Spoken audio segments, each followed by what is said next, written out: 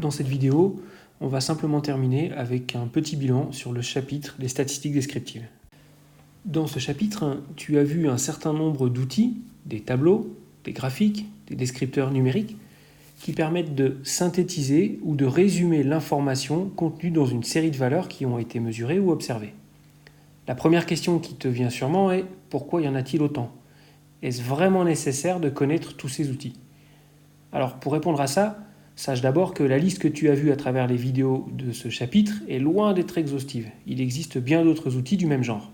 Ceux que tu as vus sont les plus simples et aussi les plus utilisés. C'est donc suffisant pour le moment. Ensuite, tu as pu t'apercevoir à travers toutes ces vidéos que chaque outil a ses propriétés et qu'aucun outil n'est parfait. Chaque outil a ses avantages et ses limites. Il n'y a aucun outil que tu pourras utiliser dans toutes les situations que tu rencontreras. En fait, la difficulté en analyse de données, ce n'est pas tellement d'appliquer un outil. Quand tu as réussi à calculer une fois la variance d'une série de valeurs, eh bien tu es capable de calculer la variance de n'importe quelle série de valeurs. La grosse difficulté, c'est celle qui correspond au choix du bon outil. Et là, chaque situation nouvelle nécessitera que tu réfléchisses aux avantages et limites des différents outils que tu connais pour choisir le plus pertinent. À chaque fois que tu auras à analyser des données, il te faudra refaire cet effort de réflexion. Mais tu vas voir qu'avec un peu de pratique, ça devient assez simple. En fait, les questions que tu dois te poser avant de choisir le bon outil sont toujours un peu les mêmes. La première question, la plus importante, est « Quel est l'objectif de mon analyse ? Est-ce que tu veux produire une représentation graphique pour illustrer une série de valeurs ? Est-ce que tu veux caractériser avec un nombre l'ordre de grandeur d'un caractère pour pouvoir comparer cet ordre de grandeur entre deux groupes d'individus, des mâles versus des femelles, une espèce A versus une espèce B ?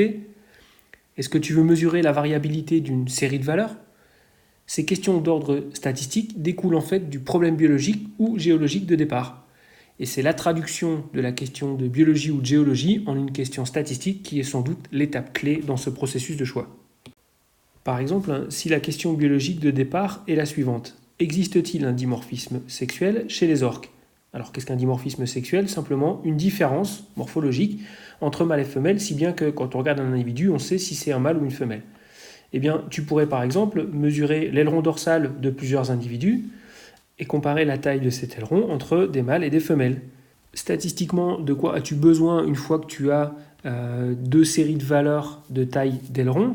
Eh bien, tu vas comparer l'ordre de grandeur de la longueur de l'aileron entre mâle et femelle. Donc, tu vas avoir besoin de calculer un paramètre de position pour chaque sexe. Imagine une situation complètement différente. Tu travailles dans un laboratoire de sciences de la Terre qui vient de développer une nouvelle méthode pour doser un minéral particulier dans une roche. Et tu veux savoir si cette nouvelle méthode est plus précise que l'ancienne. Que veut dire qu'une méthode est précise ? Eh bien simplement que si tu répètes la même mesure, tu vas observer des valeurs qui ne seront pas forcément parfaitement identiques, mais qui seront en tout cas très proches les unes des autres. Donc, pour comparer les deux méthodes, tu vas mesurer plusieurs fois le même échantillon de roche avec les deux méthodes et regarder si les valeurs obtenues avec la nouvelle méthode sont plus proches les unes des autres qu'elles ne le sont avec l'ancienne méthode. Autrement dit, tu vas comparer la variabilité de tes deux séries de valeurs. Tu vas donc calculer et comparer un paramètre de dispersion. Alors, encore une fois, la grande difficulté en analyse de données et en statistique, c'est vraiment de choisir le bon outil. Parfois, tu auras à faire cet effort tout seul, et parfois, les objectifs qui te seront fixés dans un exercice ou un rapport de TP ou de stage seront très explicites par rapport à l'outil statistique à utiliser.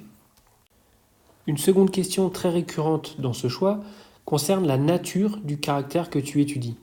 Tu as vu par exemple que le type de graphique qu'on doit utiliser pour représenter une série de valeurs n'est pas le même selon que le caractère est qualitatif ou quantitatif.